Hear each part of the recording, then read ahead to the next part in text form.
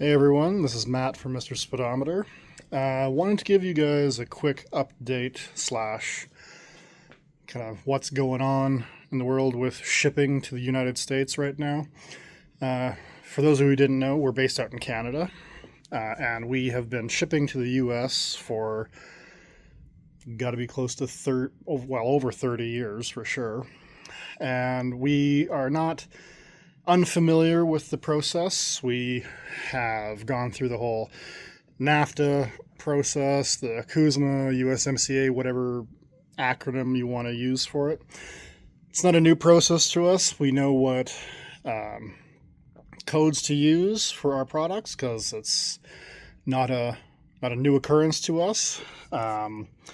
However, ever since the United States removed the de minimis charge, there has been an awful lot of errors and issues regarding shipping packages to the States. One example we've come across kind of frequently is the fact that I will ship product out with all the proper documentation, all the commercial invoices, everything submitted electronically to the carrier, be it like as an example, UPS. So UPS gets the information, they pick up the package, they ship it to location, and that's that, right? You would think. But what has been happening recently is I will give it a code, say this speedometer cable, this adapter key, tip, whatever, here's the code, because that's what the code is for it, kind of thing.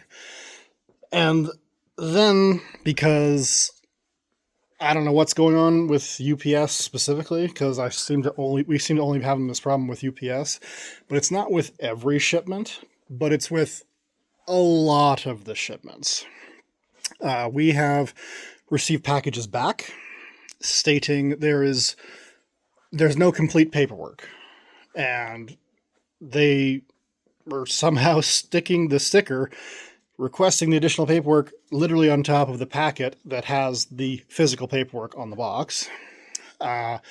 Also, what has been happening is so that code, the HTS code, for some reason UPS is somehow ignoring that number entirely and throwing in their own number in there. And I can't remember what the number is, but it's basically classifying it as Russian aluminum, and they're wanting to charge 200%, a 200% import tariff on it, which is clearly not correct. It is not what we assigned to it. And regardless of the fact, none of the stuff here is made in Russia or comes from nothing. Not valid whatsoever. So I've had customers having to physically refuse packages, stuff that's still stuck in customs.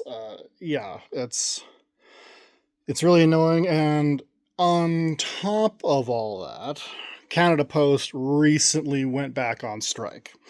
So orders on the website, it's not like they're not leaving.